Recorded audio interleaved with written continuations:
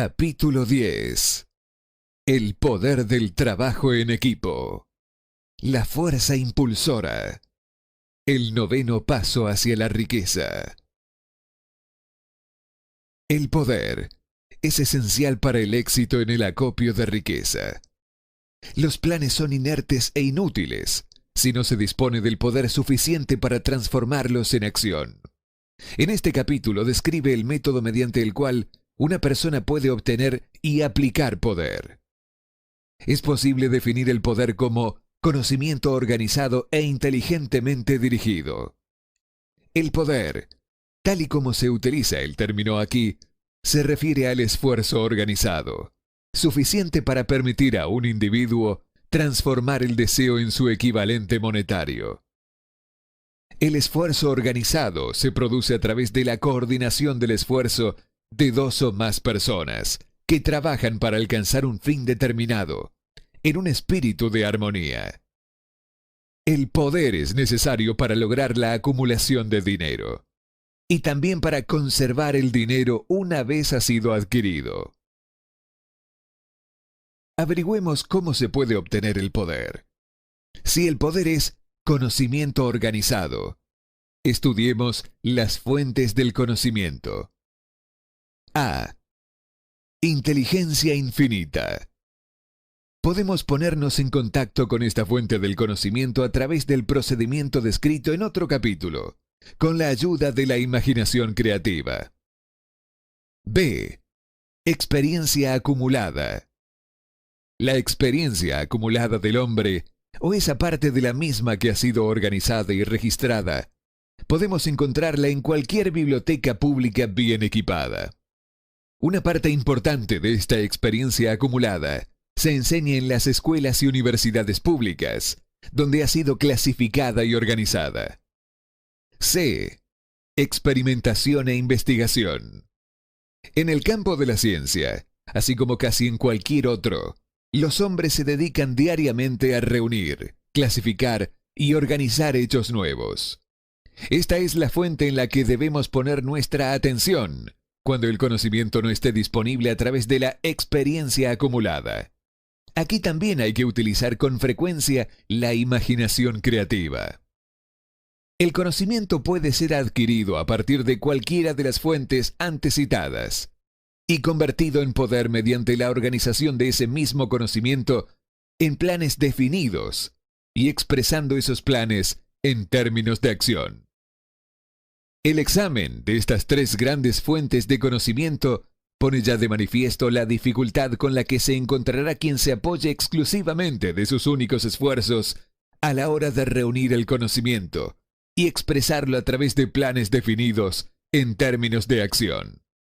Si sus planes son amplios y si contemplan amplias proporciones, debe inducir, en general, a otros a cooperar con él, antes de poder inyectar el necesario elemento de poder en ellos. Gane poder por medio de un equipo de trabajo. El equipo de trabajo puede ser definido como coordinación de conocimiento y esfuerzo, en un espíritu de armonía, entre dos o más personas, para el logro de un objetivo definido. Ningún individuo tendrá un gran poder sin tener el equipo de trabajo a su disposición. En un capítulo anterior ya se han dado instrucciones para la creación de estrategias para transformar el deseo en su equivalente monetario. Si usted lleva a cabo esas instrucciones con perseverancia e inteligencia y utiliza la discriminación en la selección del equipo de trabajo, su objetivo estará medio alcanzado, incluso antes de que empiece a darse cuenta de ello. Así, para que comprenda las potencialidades intangibles del poder de que dispone mediante un equipo de trabajo adecuadamente seleccionado, explicaremos aquí las dos características del principio del equipo de trabajo, una de las cuales es de naturaleza económica y la otra de naturaleza psíquica. La característica económica resulta obvia. Cualquier persona podrá conseguir ventajas económicas rodeándose del asesoramiento, el consejo y la cooperación de un grupo de personas dispuestas a prestarle una ayuda honesta, en un espíritu de perfecta armonía. Esta forma de alianza cooperativa ha sido el fundamento de casi todas las grandes fortunas. Su comprensión de esta gran verdad puede llegar a determinar definitivamente su estatus financiero. La fase psíquica del principio del equipo de trabajo es mucho más difícil de captar. Quizás usted pueda admitir una sugerencia significativa a partir de la siguiente afirmación. No hay dos mentes que se junten sin crear por esto una tercera fuerza invisible e intangible que puede enlazar con una tercera mente.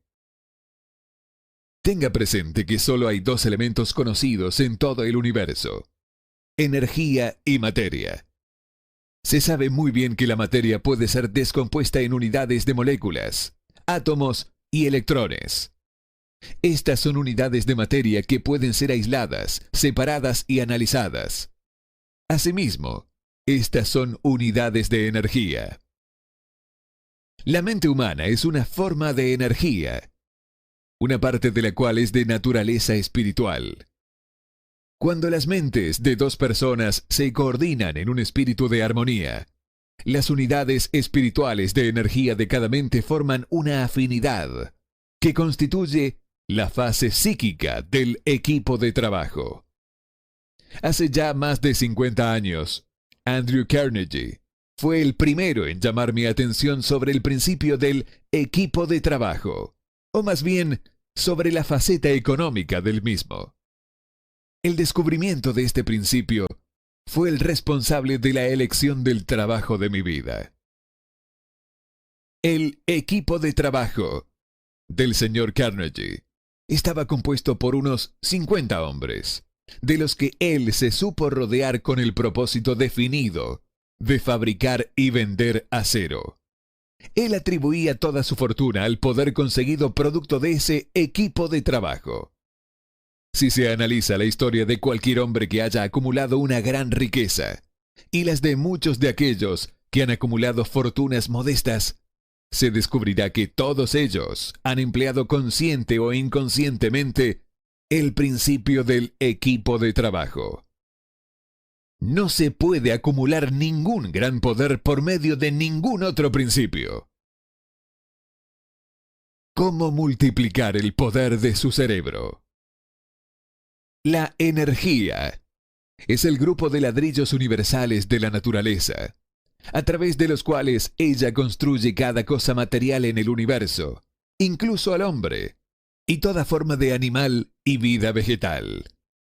A través de un proceso que solo la naturaleza puede entender completamente, ella traduce la energía en materia. Los ladrillos de la naturaleza están disponibles para el hombre en la energía comprometida al pensar. El cerebro del hombre es comparable con una batería eléctrica. Es sabido que un grupo de baterías eléctricas proporcionarán más energía que una sola de ellas. También es un hecho bien conocido que toda batería individual da energía en proporción al número y capacidad de las células que contiene. El cerebro funciona de una forma parecida. Esto explica el hecho de que algunos cerebros sean más eficientes que otros y conduce a la siguiente e importante afirmación. Un grupo de cerebros coordinados o conectados en un espíritu de armonía entregarán más energía de pensamiento que un solo cerebro, del mismo modo que un grupo de baterías eléctricas proporcionarán más energía que una sola batería. A través de esta metáfora, se hace evidente que el principio del equipo de trabajo contiene el secreto del poder obtenido por hombres que se saben rodear de otras personas con cerebro. De ello se desprende otra afirmación que nos conducirá a una comprensión más exacta de la fase psíquica del principio del equipo de trabajo. Cuando un grupo de cerebros individuales se coordina y funciona en armonía, la energía generada incrementada por esa alianza se vuelve algo que está a disposición de cada uno de los cerebros particulares que forman parte del grupo. Es sabido que Henry Ford, empezó su carrera empresarial con el obstáculo de la pobreza, la falta de erudición y la ignorancia.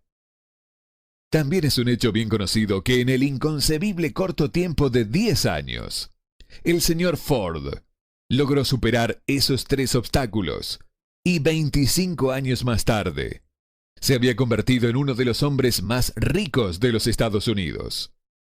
Si relacionamos con este hecho el conocimiento adicional de que los progresos más rápidos del señor Ford se hicieron patentes a partir del momento en que se convirtió en amigo personal de Thomas A. Edison, empezaremos a comprender cuál puede ser la influencia de una mente sobre la otra. Avancemos un paso más y consideremos el hecho de que las más increíbles hazañas de Ford empezaron a producirse tras haber conocido a Harry Firestone, John Burroughs y Luther Burbank, cada uno de los cuales era un hombre de gran capacidad cerebral.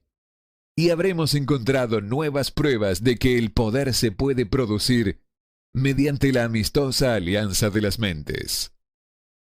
Hay pocas dudas de que Henry Ford es uno de los hombres mejores informados en el mundo de los negocios y en la industria.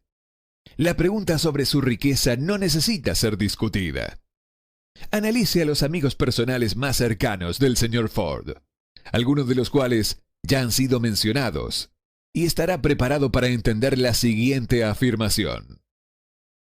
Los hombres participan de la naturaleza y los hábitos y el poder de pensamiento de aquellos con quienes se asocian en un espíritu de simpatía y armonía. A través de su asociación con Edison, Burbank, Burroughs y Firestone, el señor Ford añadió al poder de su propio cerebro la suma y la sustancia de la inteligencia, la experiencia, el conocimiento y las fuerzas espirituales de esos 4 seres. Es más, se apropió y utilizó el principio del equipo de trabajo a través de los métodos descritos en este libro. Y ese mismo principio también está disponible para usted. Ya hemos mencionado antes al Mahatma Gandhi. Tal vez la mayoría de los que han escuchado sobre Gandhi lo ven meramente como un pequeño hombre excéntrico que se pasea sin ropa formal y se busca líos con el gobierno británico. En realidad, Gandhi no es excéntrico, sino que es el hombre más poderoso vivo en estos momentos, estimado por el número de sus seguidores y su fe en su líder. Además, él es probablemente el hombre más poderoso que ha vivido. Su poder es pasivo, pero real.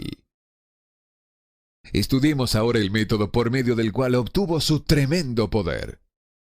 Eso es algo que es posible explicar en pocas palabras. Obtuvo poder al haber sabido inducir a más de 200 millones de personas para que se coordinaran, física y mentalmente, en un espíritu de armonía para alcanzar un propósito determinado. En resumen, Gandhi logró un verdadero milagro, pues eso es lo que sucede cuando se consigue que 200 millones de personas se vean motivadas, no forzadas, a cooperar en armonía. Si usted duda de hacer que 2 personas, sean las que fueren, cooperen en un espíritu de armonía durante cualquier período de tiempo prolongado. Toda persona que dirige una empresa sabe muy bien lo difícil que resulta que los empleados trabajen juntos en un espíritu parecido, aunque solo sea mínimamente, a la armonía. La lista de las fuentes principales de las que se puede obtener poder está encabezada, como hemos visto, por la inteligencia infinita. Cuando 2 o más personas se coordinan en un espíritu de armonía y trabajan juntas para alcanzar un objetivo definido, se sitúan a sí mismas, por medio de esa alianza, en posición de absorber poder directamente de la gran reserva universal de la inteligencia infinita. Se trata de la mayor fuente de poder existente. Es la fuente hacia la que el genio y todos los grandes líderes se vuelven, tanto si son conscientes de ese hecho como si no. Las otras dos grandes fuentes de las que es posible obtener el saber requerido para la acumulación de poder no son ni más ni menos fiables que los 5 sentidos del hombre. Y todos sabemos que los sentidos no siempre son fiables. La inteligencia infinita no falla. En capítulos posteriores, se describirán adecuadamente los métodos para contactarse con mayor facilidad con la inteligencia infinita. Este no es ningún curso de religión. Ninguno de los principios fundamentales descritos en este libro debería interpretarse como algo que tiene la intención de interferir con los hábitos religiosos de cualquier persona, ya sea de forma directa o indirecta. Este libro tiene el único fin de instruir acerca de cómo transformar el propósito definido del deseo de obtener dinero en su equivalente monetario. Lea, piense y medite a medida que vaya leyendo. El tema no tardará en desplegarse ante usted en su conjunto, y entonces podrá ver con la perspectiva necesaria. Lo que está viendo ahora son los detalles de cada uno de los capítulos separados. El poder de las emociones positivas. El dinero es tímido y evasivo. Tiene que ser procurado y obtenido por métodos no muy distintos a los que emplea una persona enamorada y decidida, que persigue a la pareja de sus sueños. Coincidiendo con ello, el poder utilizado en el acto de cortejar al dinero no difiere tanto del que se ocupa para cortejar a una mujer. Para que ese poder se utilice con éxito, en la obtención del dinero, debe ser mezclado con la fe. Debe ser mezclado con el deseo. Debe ser mezclado con la perseverancia. Debe ser aplicado mediante un plan, y ese plan debe ser puesto en marcha. Cuando el dinero aparece en grandes cantidades, fluye hacia aquel que lo acumula con la misma facilidad con que el agua fluye hacia abajo. Existe una gran corriente invisible de poder que puede compararse con la de un río, excepto que una parte fluye en una dirección y se lleva consigo a todos los que se encuentran en ese lado de la corriente, en dirección a la riqueza, y la otra lo hace en la dirección opuesta y se lleva hacia la miseria y la pobreza a todos los que no logran salir de ella.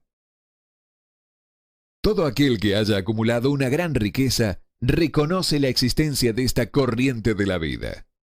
Consiste en un proceso de pensamiento. Las emociones positivas del pensamiento forman el lado de la corriente que le lleva a uno hacia la fortuna. Las emociones negativas forman el lado de la corriente que conducen a uno hacia la pobreza. Esto contiene un pensamiento de una gran relevancia para todo el que esté siguiendo este libro con la idea de acumular una fortuna. Si se encuentra usted en el lado de la corriente de poder que conduce a la pobreza, esto puede servirle como una especie de remo, mediante el cual impulsarse a sí mismo hacia el otro lado de la corriente. Pero solo le servirá mediante la aplicación y el uso. La simple lectura y juicio sobre lo que lee, ya sea en un sentido o en otro, no le beneficiará en lo absoluto. Algunas personas pasan por la experiencia de alternar entre el lado positivo y negativo de la corriente, estando algunas veces en el lado positivo y otras en el negativo. La caída de Wall Street de 1929 barrió con millones de individuos del lado positivo al lado negativo de la corriente. Estos millones están peleando, algunos de ellos con desesperación y miedo, para volver al lado positivo de la corriente. Este libro fue escrito especialmente para esos millones. La pobreza y la riqueza suelen cambiar de lugar cuando la riqueza ocupa el lugar de la pobreza. El cambio se produce a través de planes bien pensados y cuidadosamente ejecutados.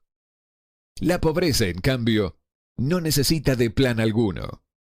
No necesita que la ayuden, porque es enérgica y ruda. En cambio, la riqueza es reservada y tímida y, por lo mismo, tiene que ser atraída. Cualquiera puede desear riquezas, y la mayoría lo hace, pero solo unos cuantos saben que un plan definitivo, más un deseo ardiente por la riqueza, son los únicos medios confiables para conseguir riquezas. La felicidad se encuentra en hacer, no solo en poseer.